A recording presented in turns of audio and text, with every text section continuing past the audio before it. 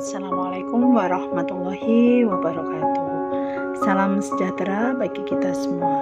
Halo Bapak Ibu Guru seluruh Indonesia, masih semangat belajar? Yuk, jangan sampai kita bosan-bosan belajar. Dalam kesempatan ini saya ingin memperkenalkan diri. Nama saya Ibu Istisaro dari SD Negeri 2 Kemenggang, Kecamatan Paci, Kabupaten Nganjuk. Pada kesempatan ini saya ingin membagikan lembar aksi pada pelatihan yang berjudul Semangat Guru 2 pada laman gurubelajar.kemdikbud.go.id. Pada pelajaran 2 yaitu berpikir kritis dan memecahkan masalah. Yuk kita ikuti. Pada lembar aksi kali ini untuk menjawab 3 pertanyaan. Di antaranya yang pertama, apa hal baru yang dipelajari tentang berpikir kritis dan penyelesaian masalah? Kemudian yang kedua, bagaimana lembar aksi 1 ini membantu untuk melatih berpikir kritis? Dan yang ketiga, apakah tips untuk para pengajar menerapkan berpikir kritis? Merupakan istilah yang tidak asing didengar. Seringkali sebagian orang tidak dapat membedakan antara orang berpikir kritis dengan argumentatif, padahal keduanya merupakan hal yang berbeda. Berpikir kritis adalah proses berpikir yang membangun atau konstruktif untuk mencari solusi, sementara orang yang argumentatif mungkin saja gemar berdebat hanya demi mementingkan argumennya saja. Berpikir kritis merupakan sebuah proses di mana kita harus membuat penilaian yang masuk akal, logis, dan diperkirakan secara matang. Ketika berpikir kritis, kita tidak hanya menerima semua argumen dan kesimpulan begitu saja, tapi juga mempertanyakan validitas dari argumen dan kesimpulan tersebut.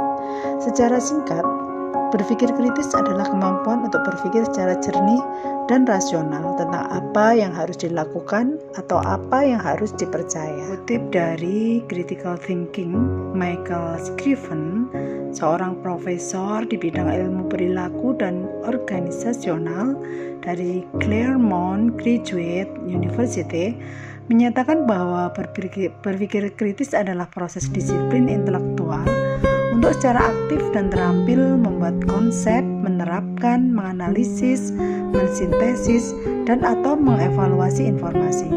Baik informasi yang dikumpulkan atau dihasilkan melalui observasi, pengalaman, refleksi, penalaran, atau komunikasi sebagai panduan untuk meyakini sesuatu dan melakukan sebuah tindakan. Proses berpikir meliputi observasi, refleksi, dan menalar.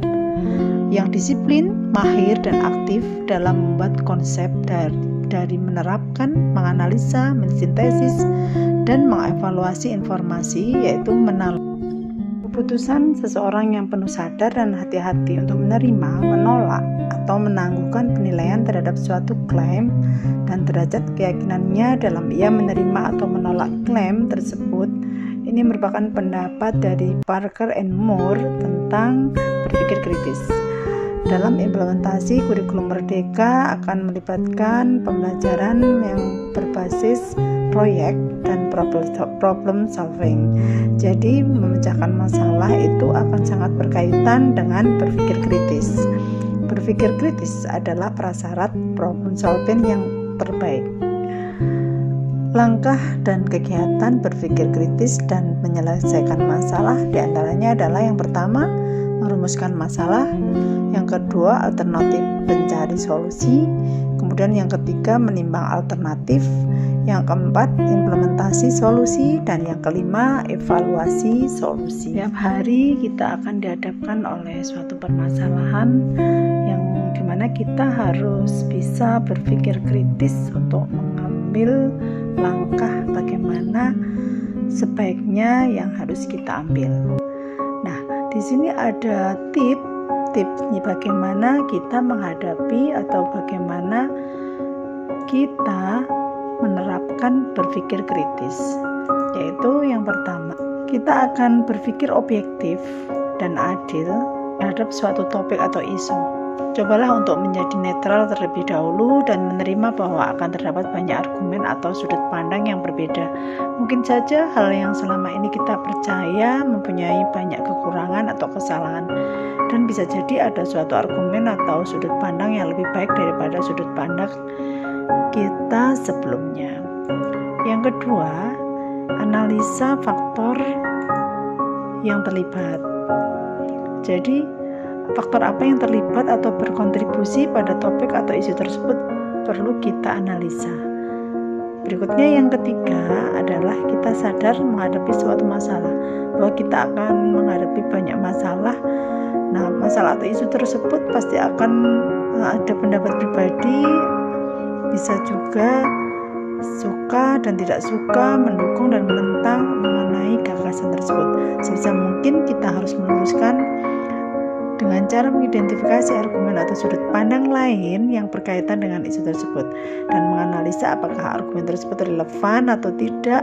Oleh karena itu kita harus mengumpulkan banyak informasi yang objektif. Inilah paparan tentang lembar aksi berpikir kritis dan menyelesaikan masalah. Thank you for listening. Bye bye.